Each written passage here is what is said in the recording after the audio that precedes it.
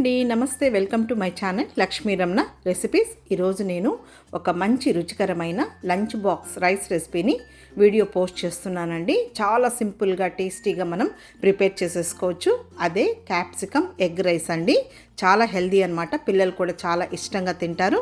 చేసుకోవడం చాలా సింపుల్. ఒక 5 నిమిషాల్లో మనం ఈ రైస్ని ప్రిపేర్ చేసేసుకోవచ్చు. మొత్తం బాక్స్ అంతా కూడా ఖాళీ చేసుకొని వస్తారండి, అంత ఇష్టంగా తింటారు. సో ఈ ఎగ్ క్యాప్సికమ్ రైస్ని ఎలా ప్రిపేర్ చేసుకోవాలో కావాల్సిన పదార్థాలు, తయారీ విధానం ఒకసారి చూద్దామండి.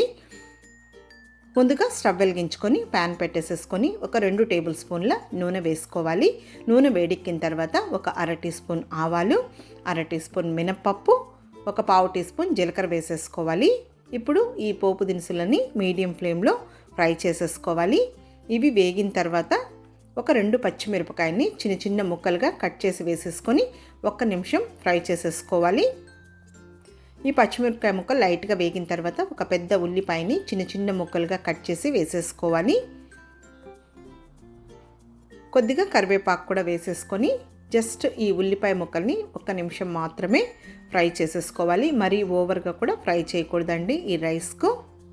చూడండి, ఇప్పుడు వేగిన తర్వాత క్యాప్సికమ్ ముక్కలండి. ఒక 2 టేబుల్ స్పూన్ల క్యాప్సికమ్ ముక్కలు. క్యాప్సికమ్ని చిన్న చిన్న ముక్కలుగా కట్ చేసుకొని ఉల్లిపాయలు వేగిన తర్వాత మళ్ళీ మనం ఈ క్యాప్సికమ్ ముక్కల్ని వేసుకోవాలి. మరీ ఎక్కువగా వేగకూడదండి.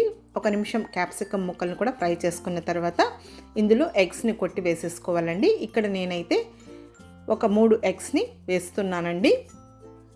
అంటే మీరు తీసుకునే రైస్ని బట్టి ఎగ్స్ అనేది వేసేసుకోవాలి. ఇక్కడ నేను 3 ఎగ్స్ని కొట్టి వేసానండి. ఇప్పుడు వెంటనే కలపకుండా జస్ట్ ఇదంతా ఒకసారి ఇలా సెట్ చేసేసుకోవాలి. కొద్దిసేపు అయిన తర్వాత చూడండి, ఇప్పుడు మనం మిక్స్ చేసేసుకోవాలి.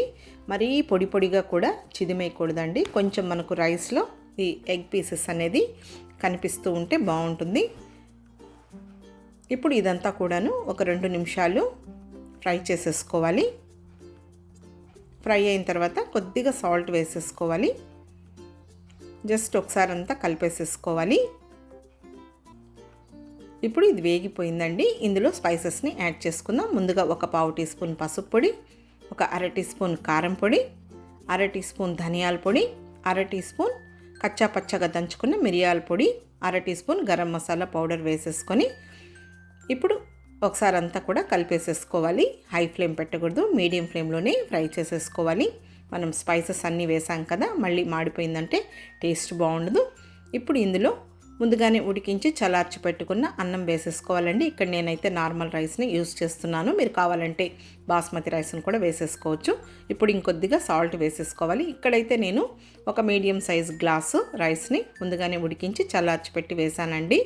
జస్ట్ ఇప్పుడు ఇదంతా కూడా ఒకసారి ముందుగా బాగా కలిపేసేసుకున్న తర్వాత మీడియం ఫ్లేమ్లో ఒక 2 నిమిషాలు ఫ్రై చేసేసుకోవాలి.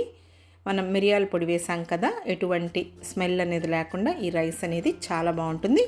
ఇప్పుడు అన్నమంతా బాగా వేగిన తర్వాత చివరగా కొంచెం కొత్తిమీరని సన్నగా చాప్ చేసి వేసేసుకొని ఇప్పుడు స్టవ్ ఆఫ్ చేసేసుకోవాలి. మీకు కావాలంటే కొంచెం లెమన్ జ్యూస్ని కూడా పిండుకోవచ్చండి.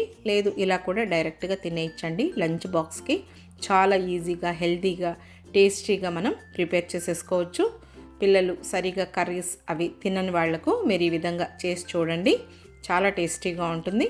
ఇదే ఎగ్ రైస్ని మనం ఇంకా కొన్ని వెజిటబుల్స్ని యాడ్ చేసుకోవచ్చండి. నేను అవి కూడా మీకు వీడియో పోస్ట్ చేస్తాను, కాబట్టి తప్పకుండా ట్రై చేసి చూడండి. పిల్లలైతే చాలా ఇష్టంగా తింటారు. హెల్దీ కూడా. ఈ వీడియో మీకు నచ్చినట్లయితే నా యూట్యూబ్ ఛానల్ లక్ష్మీ రమణ రెసిపీస్ని కొత్తగా చూస్తున్న వారైతే నా ఛానల్ని తప్పకుండా సబ్స్క్రైబ్ చేసుకొని మర్చిపోకుండా బెల్ బటన్ని ప్రెస్ చేస్తేనే నేను చేసిన వీడియోస్ అన్నీ మీకు నోటిఫికేషన్ ద్వారా వస్తాయి. ఇంకొక మంచి వంటతో మళ్ళీ కలుద్దాం. నమస్తే అండి.